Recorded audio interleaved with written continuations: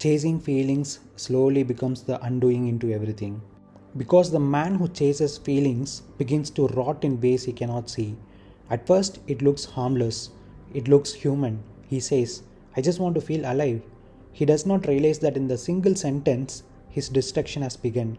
Because once you make feeling the axis of your life, you have handed your soul over to impermanence.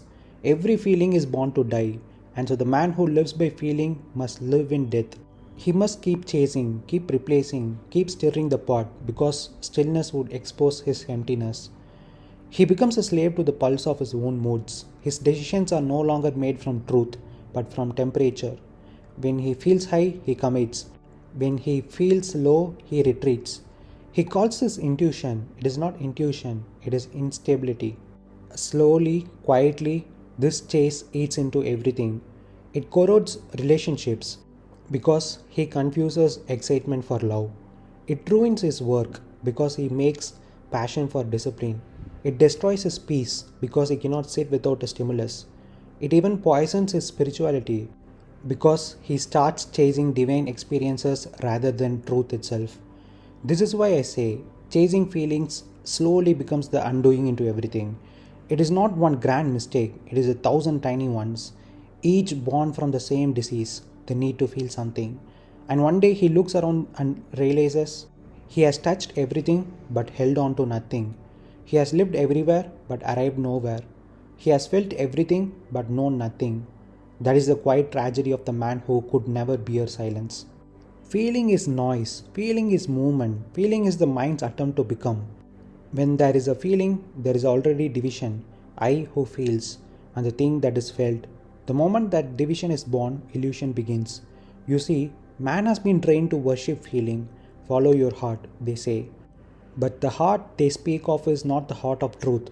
It is the heart of conditioning, of desire, of fear, of hope. When you act from feeling, you are not acting, you are reacting. You are being moved by an inner turbulence. You call it love, ambition, inspiration, passion, but it is merely disturbance. It is merely the echo of your own incompleteness. The quiet man acts too, but his action does not come from feeling. It comes from clarity, from seeing.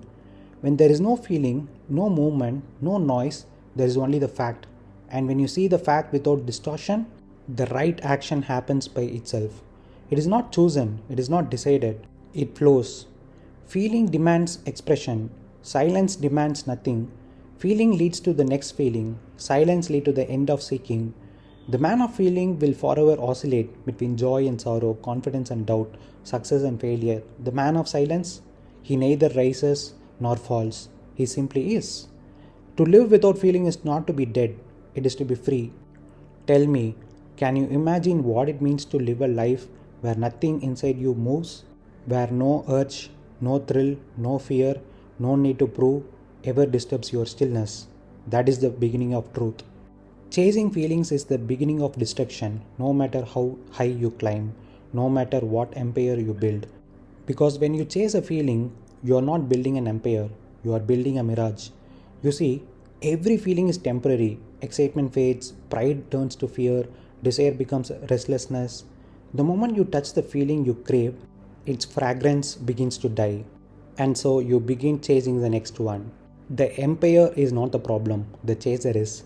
A man builds his company, his fame, his name, not out of clarity, but out of itch, out of the need to feel significant, out of the fear of being nothing. So his empire becomes an extension of his insecurity. It becomes a monument to his restlessness. And what is born of restlessness will one day be destroyed by it. You may build towers of marble, but if the builder within you is hungry for importance, he will one day tear down his own creation because it will no longer give him the feeling he craves. He will sabotage. He will grow bored. He will start wars inside his own house just to feel alive again. Man does not ruin his life because he lacks intelligence. He ruins it because he cannot sit still. When you no longer chase feelings, when you live in stillness, then whether you build an empire or live in a hut, it is the same. Because it was never about the feeling of being great, it was about the clarity of being real. The man of feeling must keep running. The man of silence has arrived. Feeling and ego are not two things, they are the same movement. Ego is not some mystical entity sitting inside you. Ego is the movement of feeling. Every feeling, pride, shame, excitement, fear, jealousy, desire, is the ego in motion. The ego survives by movement, by disturbance. It needs to feel something in order to know it exists. It cannot live in stillness. Stillness is death to the ego. So it constantly whispers to you, be someone, do something great, be admired, be loved, be envied, and you obey because the moment you feel important, you feel alive. But notice this carefully. Every time you feel important, you must also feel threatened because what is given by the world can be taken by the world. That is why the man who wants to be important is forever fragile. He depends on others for his worth. He measures himself against their applause, their attention, their recognition. And because he depends on them, he must compete with them. He must compare, and from comparison comes jealousy, bitterness, insecurity. He cannot be quiet, he cannot be content, he cannot rest. He becomes like a leaf blown about by the winds of praise and criticism. The man who does not want to be important, he is untouchable because he does not exist in the market of opinions. He has stepped out of the game entirely. When you no longer need to feel important, you discover something extraordinary. You no longer need to be anyone.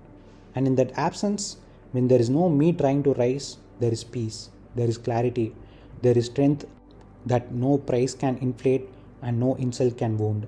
That, my friend, is freedom. Every act born of feeling carries within it the seed of its own destruction. Man thinks he is doing, in truth, he is undoing. When you act from feeling, you are acting from disturbance. And disturbance, by its very nature, cannot create harmony. It can only multiply itself. You build from hunger, not from clarity. You move not because you see, but because you crave. And whatever is built from craving will rot with craving. A man acts from the feeling of ambition. He rises, he works, he builds. But what is the source of that movement? Insecurity. The need to become someone. The need to matter. So his every achievement secretly feeds the same disease. He becomes more dependent on success, more terrified of failure. His empire grows, and so does his prison. The feeling that began the journey ends up consuming the traveler. This is what I mean by undoing into everything. You think you are building a house, but your very foundation is cracking because it was laid by restlessness. You think you are gaining wealth, respect, fame, but in truth, you are losing peace, losing sanity, losing yourself. You are undoing yourself through every act that was meant to fulfill you. The man of feeling will decorate his cage with gold and call it a palace, but every morning he will wake up with the same ache, the same emptiness that drove him to build it. To act from feeling is to plant poison in the soil of your life. The tree may grow tall, the leaves may glitter in the sun, but its root are diseased. Undoing does not happen suddenly. It is slow, graceful decay, masters progress. Only the man who acts from silence, who acts because it is clear, not because it feels right, escapes this undoing. He builds without the builder, he moves without the mover, and therefore his actions leaves no residue. It does not undo him, it frees him. When lust drives a choice, lust always begins with a spark of hunger. I need this, I must have it. It blinds you to the full picture because all of your energy is rushing toward one tiny object. In that state, you don't see long term consequence, only short term thrill. Exaggerate the value of the thing you want. Ignore quiet inner warnings. Become reactive and manipulative, doing whatever preserves the chase. You buy things you don't need. Send messages you later regret. Enter relationships that drain you. Pick jobs or projects for how they make you feel in the moment rather than for what they are. The body is moving, the mind is burning, and the future is being traded for a few minutes of relief. After the surge fades, you wake up surrounded by the results of a decisions made by a different person, a restless, half blind version of you. That is the undoing. What you built yesterday out of craving becomes today's burden when there is no feeling. When the craving subsides and you are simply clear, action doesn't vanish, it becomes intelligent. You see the whole landscape, not just the shiny object at the center. From that stillness, you choose the person because of truth, not excitement. You buy the things because it is useful, not because it promises an image. You work on something because it is the real, not because it flatters the ego. Such actions are quiet, measured, and strangely effortless. They do not leave residue. You don't have to hide them, justify them, or recover from them. They build stability instead of depth, emotional, finance, or moral. So the difference is not between acting and not acting. It is where the action comes from. When it comes from lust, it depletes. When it comes from clarity, it strengthens. The undoing begins the moment feeling becomes the master. Freedom begins the moment seeing takes its place. Lust is blindness dressed as passion. When lust moves you, you are no longer a being, you are a reaction, a puppet whose strings are pulled by a fleeting sensation. You call it attraction, you call it chemistry, you call it love, but beneath all of that, it is just the need to feel alive. Because you cannot stand the silence within yourself. So you chase intensity, you chase fire, you chase the rush. You mistake that rush for truth, you mistake that ache for destiny, and in that state, you make your greatest errors. You will give your time to the wrong people. You will say yes when every cell in your body knows it is a no. You will destroy what is real for what is thrilling. You will confuse obsession for connection, pleasure for peace, stimulation for love. This is how lust becomes the undoing. Not because it is evil, but because it is blind. It sees only the surface. It cannot see tomorrow. It cannot see consequence. It only whispers now, and you obey. Then, when the wave passes, you are left standing among ruins. A life made of impulses, a heart full of noise, a mind that cannot rest. That is the undoing into everything. But when the feeling is gone, when you do not chase, when you simply see, action still happens. You may still speak, still move, still love, but it comes from stillness, not hunger. Then your decisions are clean. There is no residue, no regret, no aftermath, because they were not born from wanting. They were born from clarity, and clarity never undoes you, it frees you. You are born. The world teaches you that to feel good is to live well. So you begin chasing what makes you feel good: applause, success, love, power, attention. It begins innocently. You study because the praise of your parents feels good. You achieve because achievement gives you identity. You fall in love because it makes you feel alive. At first, it seems harmless, it even seems noble. But each time you obey a feeling, you strengthen the chain. Soon, your life becomes a subtle addiction, not to alcohol, not to pleasure, but to movement. You cannot sit still. You cannot exist without a goal, without a thrill, without something to chase. You mistake this movement for progress. You say, I'm growing, I'm becoming someone. But growth without understanding is merely expansion of the disease. Let's take an example. A man starts a company. He says it's because he wants to create value. But beneath that, there is a hidden hunger, the need to prove himself, the need to feel significant. That hunger fuels him, it gives him energy, it makes him powerful. But that same hunger will one day consume him. Because what happens when the applause fades? What happens when others rise higher? What happens when his own creation stops giving him that feeling of being special? He will sabotage, he will overwork, he will micromanage, he will become paranoid, he will chase new ventures, new people, new stimuli. In the beginning, he built to feel good. In the end, he destroys because he no longer feels good. This is the undoing. Every act born from a feeling contains within it a timer, an expiration date. When the feeling fades, so does the foundation of the act. And the man must either destroy what he built or abandon it to chase the next sensation. He will call it pivoting, reinventing, seeking purpose, but in truth, he is only running from the silence that terrifies him. This is how feeling makes you undo yourself. You may look successful, but internally you are eroding. Your peace corrodes, your clarity vanishes, your actions multiply, but your understanding disappears. You will be surrounded by the noise of achievement, yet inside you will be empty because every act you took was a bribe to escape stillness. When you no longer chase feeling, action becomes pure. You no longer do to feel alive. You act because you see what must be done. And that kind of action does not undo you, it refines you. It does not leave residue, it leaves silence. If you are chasing feeling, soon your life becomes subtle addiction. Not to alcohol, not to pleasure, but to movement. You cannot sit still, you cannot exist without a goal, without a thrill, without something to chase. Movement doesn't mean the body walking or working, it means the inner motion of the mind. It is the constant turning of the wheel inside you, wanting, fearing, remembering, planning, comparing, improving, becoming. It is the subtle trembling of I must achieve, I must be loud, I must be secure, I must figure this out. Even when you sit quietly, if you are waiting for something, imagining something, rehearsing something, that is movement. The mind is running like a fan that never stops spinning. For a moment, it feels productive, alive, purposeful. But beneath, it is restlessness, the inability to simply be. That restlessness becomes addiction. You begin to need problems to solve, goals to chase, projects to obsess over. You call it ambition, discipline, hustle, but it is really fear of stillness. Because in stillness, the you who is always trying to become something has nothing to do, and so it starts to die. The ego feels that death coming and it panics, so it creates more movement, new dreams, new relationships, new distractions. This is why most people can't sit in silence for even a few minutes without reaching for a phone, a thought, a plan. They are addicted to inner motion. To see this clearly, to actually notice the constant inner twitch is the beginning of freedom from it. Then movement can still happen outwardly. You can build, create, love, work, but inwardly there is stillness. Action without agitation, doing without becoming. When there is a feeling, there is already division.